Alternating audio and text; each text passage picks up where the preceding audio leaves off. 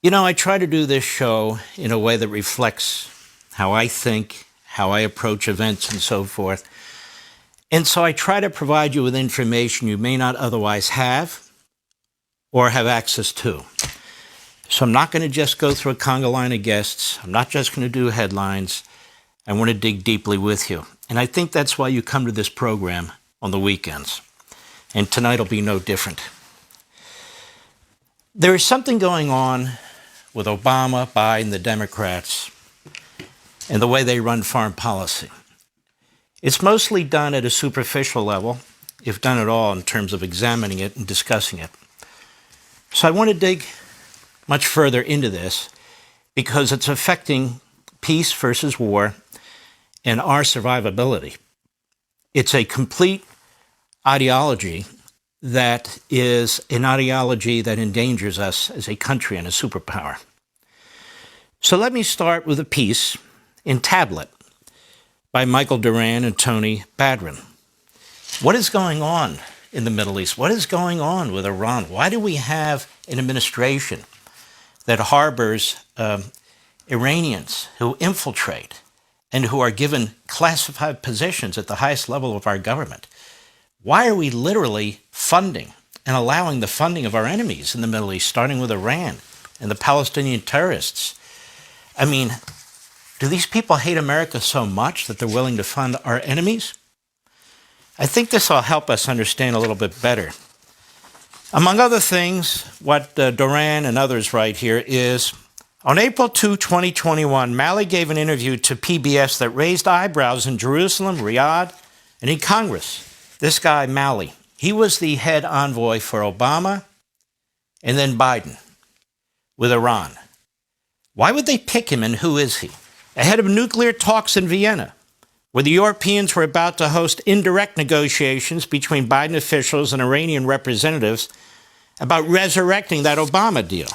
Malley expressed an eagerness to lift American sanctions on Iran and ensure, quote, that Iran enjoys the benefits that it was supposed to enjoy after the deal. Trump killed the deal. Peace broke out. Biden comes in. Even before he's sworn in, they send the messages to the enemy. We're going back to Obama. May 1 statement by Abbas Akhache, Iran's lead negotiator in Vienna, said the American negotiators, he claimed, had already agreed in principle to remove sanctions on Iran's energy sector. We see what that's done.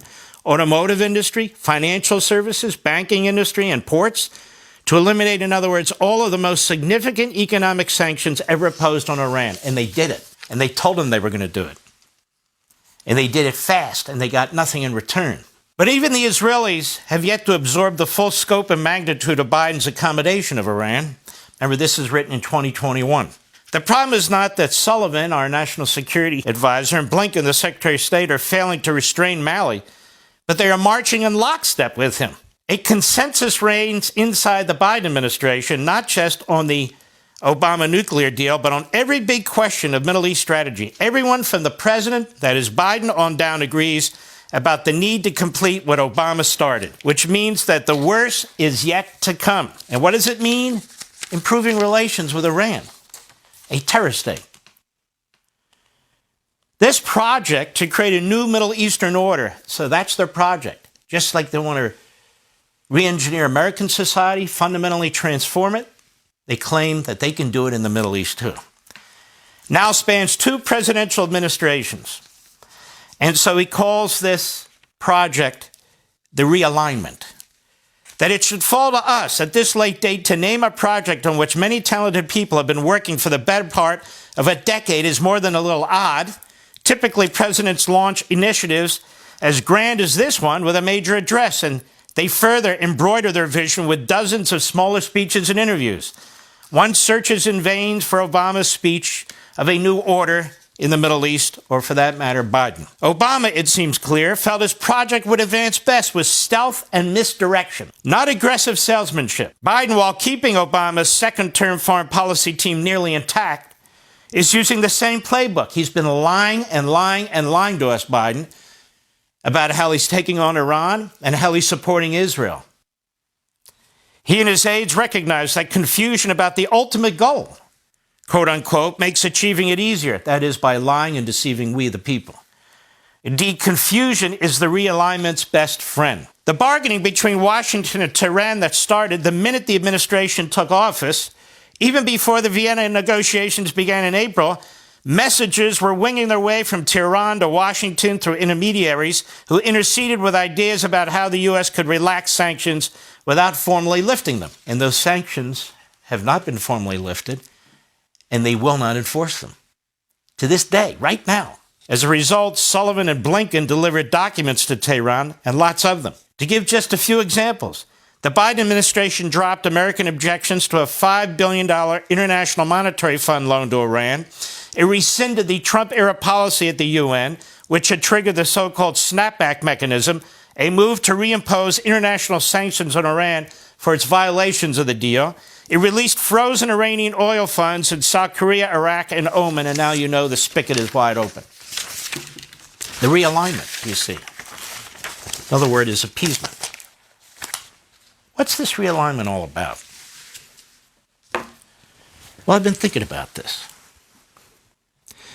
The Biden, Blinken, Obama, Sullivan ideology and doctrine is this, unstated, but now stated by me. Multilateral and international institutions. In other words, weaken the United States' central role, core power, superpower status. We're just another player among many players.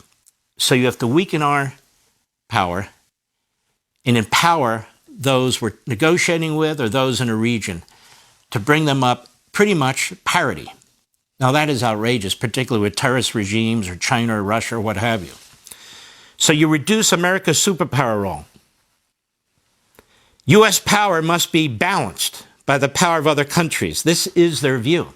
That is a view out of the 1950s, the hard left in America. There's nothing new about it, but it is disastrous. And so this is what leftists believe today. But there's another problem we have. Those of us who believe in a foreign policy that should be based on prudence. That is, we're not ideological about it.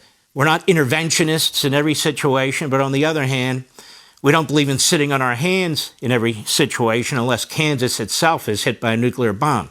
That's insane. So this is essentially isolationism.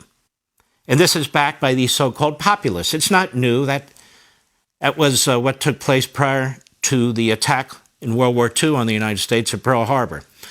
And it came under the nomenclature of America First, by the way, and that's the 1930s.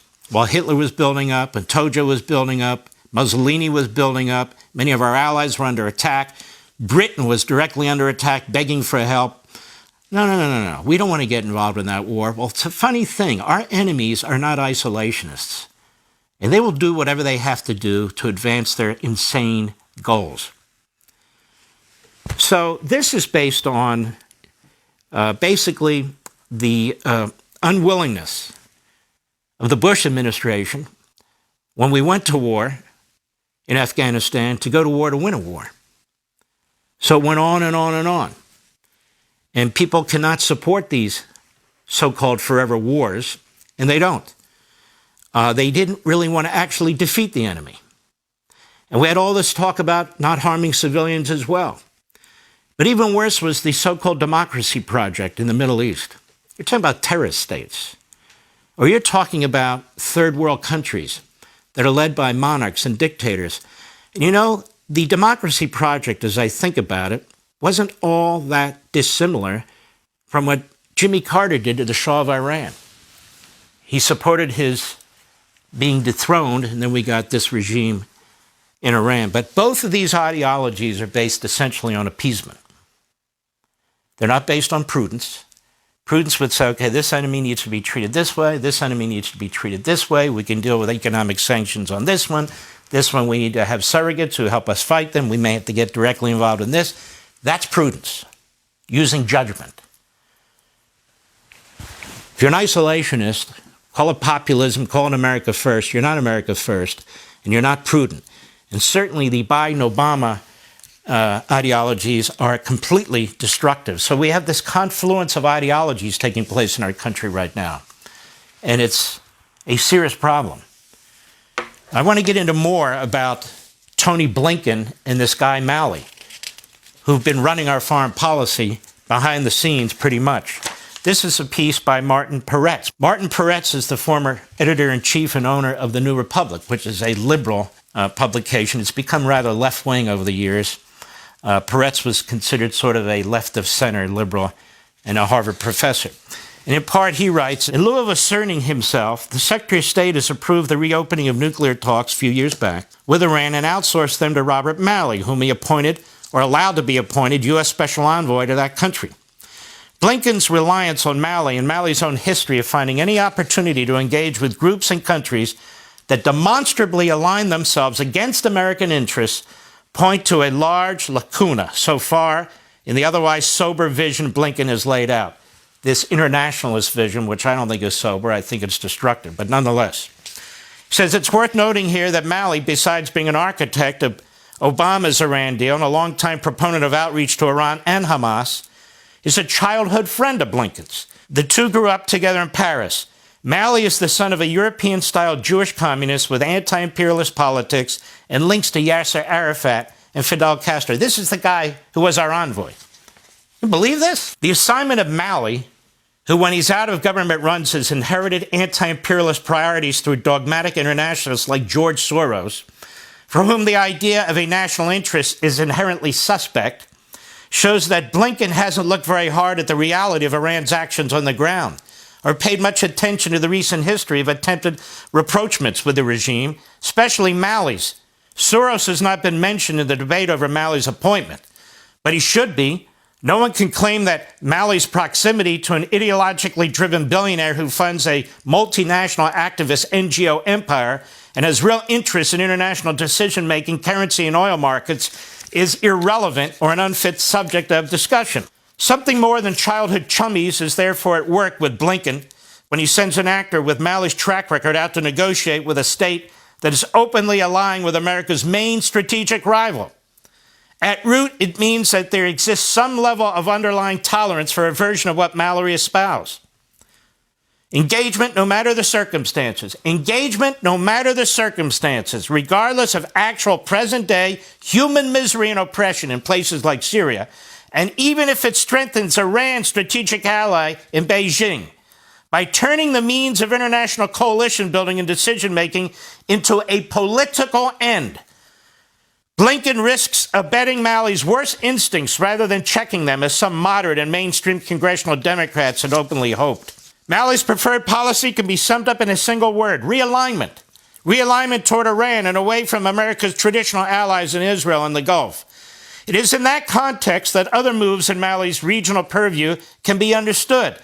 He's downgrading the Abraham Accords, amping up support for the YPG, delisting the Houthis as sponsors of terrorism as they starve Yemen's civilian population and launch missiles into Saudi cities, sending cash to Palestinian officials to circumvent the Taylor Force Pay for Slay Act, reinstituting U.S. financial support for UNRWA, the UN group that is sending money to Hamas.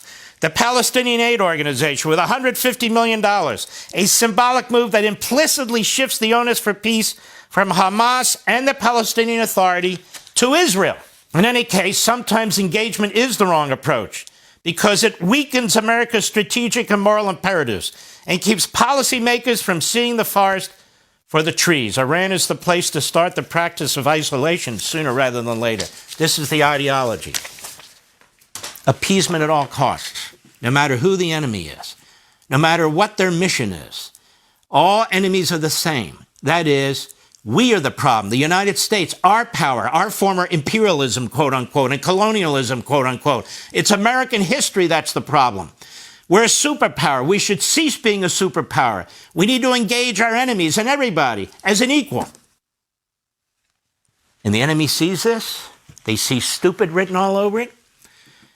And now you know Biden, Blinken, Sullivan, Malley, and all the rest. This is their unstated doctrine. It is the Obama doctrine. It's surrender.